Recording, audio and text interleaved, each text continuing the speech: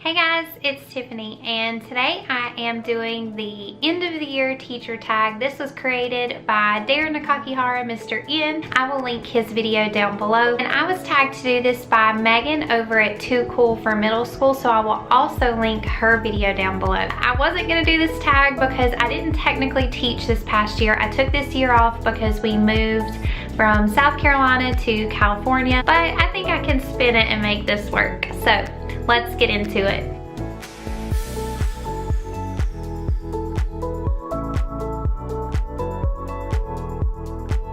So the first question is, what grade do you teach and how long have you taught that? So prior to moving, I was teaching 6th grade social studies, and I did that for 2 years. Number 2 is, what adjective best describes you as a teacher and why? This is hard. I'm not good at talking about myself when it comes to stuff like this. If I was gonna pick an adjective that I think the people that I worked with would say, I would say positive. For the most part, I think there were a lot of times where, you know, you'd sit in a staff meeting or in a PD, or, you know, they would throw something else at us that we had to do, and I just wasn't that person to complain about it. You know, I just accepted that it was something that we had to do, and I would do it, and yeah, that was just me. Number 3 is, if your life being a teacher was made into a movie, which movie star would play you? Oh, that's hard. I don't feel like any movie stars look like me, or I don't think I look like any of them. But if I was gonna find somebody who could kind of capture kind of the bounciness that I have in the classroom and the bubbliness, which is so weird because that's reserved only for the classroom. I'm really not like that all the time. Maybe somebody that could capture the accent, which I cannot get away from. Maybe somebody like Hayden Panettiere. I think that's how you say her last name. I'm not sure.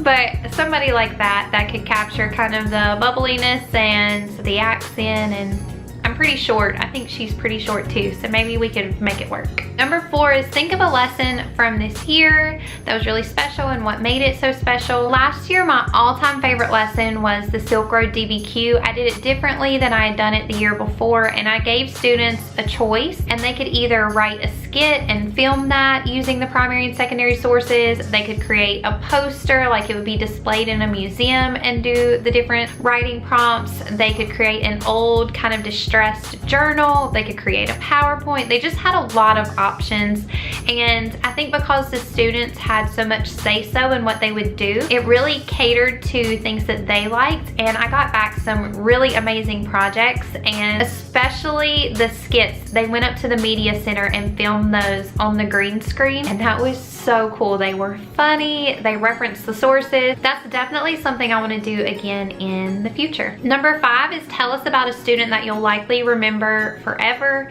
That was the first school that I had ever worked at with my own classroom, so pretty much all of them I think I'll remember. Honestly, those students that challenge you, in my opinion, are the ones that you remember forever, because I feel like that's a whole learning process. Because when you have a student who really challenges you in whatever way, whether it be intellectually, I've had that, or with behavior challenges, I think it forces you to grow as a teacher, and those are the ones you remember. So last year I had a couple students who were just extremely intelligent, and it really kept me on my toes. I was working with the advanced students last year, so they were all in those advanced classes, and that was a new sort of challenge because they were all so smart about so many things. They already had so much knowledge. They grasped onto things so quickly that it really kept me pushing to make sure I was always challenging them also. Just because of that, I'll probably always remember a few of those students. And then the year before, that was my first year teaching, so several of those students and a lot of those moments are things that I'll never forget, because the first year is it's just such a huge experience. And then at this point in the year, how do you feel about teaching? At this point in my life, all I want is to be back in the classroom, because that is my happy place. That's where I want to be. I do miss the classroom. At this point in the year last year, I was actually really, I I felt really lost because I knew I was going to start my doctorate, but I wasn't there yet. I wasn't able to participate in the curriculum writing again or summer school because I was leaving the district, so I couldn't do the summer activities. I was packing up my classroom while all of my friends in the school were moving classrooms and starting to already get ready for next year. I felt lost and confused, and I was sad, and all I wanted was to stay in that classroom. I did not want to leave. That's just where I wanted to be. It took me a long time to get into my own classroom because of my husband's job and all the moving and just having to get another teaching license in another state over and over and over. It's just such a process, and I don't think I'll ever take being in a classroom for granted because it's so hard for me to get back into one every time we leave, and then I know I'm gonna have to leave again, and I will never take it for granted.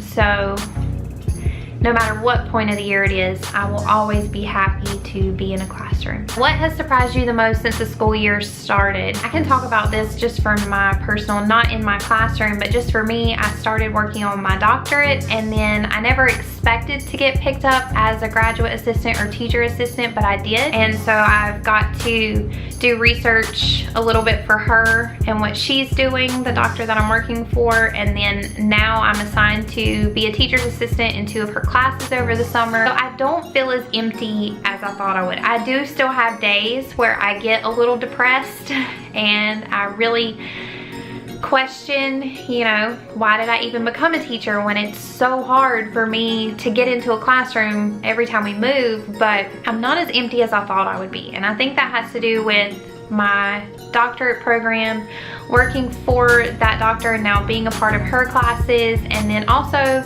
you guys here on YouTube and the teachers on Instagram and Teachers Pay Teachers, and yeah. So it's not as terrible as I thought it would be. I'm still connected to education. All right, social media. Who are your favorite teachers on YouTube, Instagram, Twitter? I have a teacher Twitter because I wanted to register my name on all the different social media platforms, but I don't actually use it. So I'm not gonna talk about Twitter. Instagram, if you're a history teacher on Instagram, then I immediately follow you, and I'm so excited to find you on there because I feel like, and I love all of the teachers on Instagram, but if I can find a little group of history teachers, that is really what I'm looking for, because those are my people. That's who I connect with the most. We're kind of all navigating the same world. So I love all of the history teachers on Instagram. But then as a side, obviously, I love following Megan over at Too Cool for Middle School. I really enjoy Darren Nakakihara on social media with his juggling skills. I will actually link some of my favorite history Instagram accounts. I'll leave their handles down below because yeah, if you're a history teacher too, then I think it's cool if we can all connect with each other. Here on YouTube, again, Megan at Too Cool for Middle School, she is the one who kind of really gave me the confidence to even start YouTube, that there was actually a place here for teachers, and then especially history teachers. Darren Nakakihara, Pocket Full of Primary. I've been watching her channel for a really long time. I haven't checked in on her in a while, but when I get a notification for her videos on the weekends, if I have available time, I do like to watch those. Number 10 is, who would your dream teacher collaboration be with? This is gonna sound really weird because it's not technically a teacher, but since I'm a history teacher, this might make sense. I would love to interview Dan Jones, the historian who wrote like the Magna Carta, the Plantagenets, the War of the Roses, the Templars. I would love to interview him on my YouTube channel, but I think I would need a lot more followers to convince him to let me interview him on here. But yeah, I would love to interview him and just pick his brain about all of the history stuff that he does and writing his history books, all that stuff. If it was with another teacher YouTuber, any of the Southern California teacher YouTubers, I would love to do some kind of video with any of them because they're close and I think they're all so interesting. And yeah, the next one is, what is the last thing you took a picture of? And I have to show you. Finn. Mom selfie. I have gotten a lot of time with Finn in this little year off, which has been really good. Sing the last song you listened to. I'm not gonna do that to you guys. Like, that would make you, I don't want your ears to bleed. I'm not gonna sing to you. I don't even know what the last song was, and I don't think my iTunes, yeah, my iTunes doesn't even show, but you can see like things I've recently, I guess these are the things that I've purchased recently. Throwback to One Tree Hill, yes, yeah.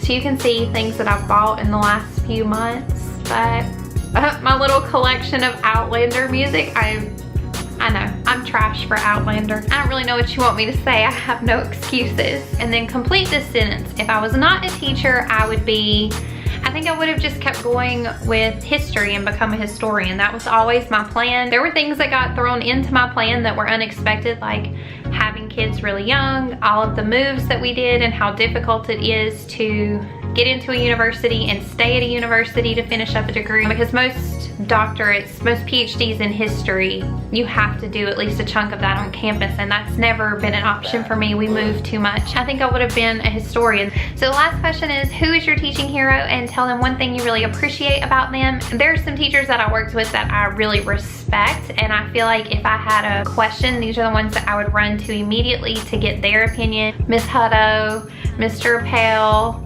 Mr. Shidrick, and these are all history teachers. If I had questions about English language learners or being creative with things in the classroom, I would definitely go to Miss Kasich. Miss Brooks is one of the hardest workers that I know, and if I wanted something done and I needed somebody to team up with me to make sure it got done, that's 100% who I would go to. And Miss Loving, who's not in the classroom anymore at the moment, but she was across the hall from me my first year, and when I started teaching, it was kind of unexpected. We had moved recently. I just finished up my master's degree. About a month and a half later, I had Finn, so I wasn't even sure that I would be able to get a teaching job for the next year. I started looking in the summer, and at the last minute decided to apply for one. I got hired, and it was just a whirlwind from there, and Finn was so little. I was still breastfeeding. I mean, it was just a mess. My life was crazy, and if I hadn't had her there as just such a solid person who genuinely cared about other people, I don't think I would have made it through my first year of teaching. She's just the ideal person to have by your side when you're new to teaching or you have something going on, because she is so solid and just a good person and good at what she does. So to all of them, I am forever grateful, and those are people that I will never forget. And so many of the things that I do in my classroom, either last year or in the future, are because of them. So thank you. Alright guys, if you're a teacher YouTuber and you're watching this, I challenge you to do this tag and let us know all about the end of your school year. Go check out Mr. N's video and Too Cool for Middle School's video, and if you like this, give it a thumbs up. Don't forget to subscribe, and I will see you guys in my next video. Bye!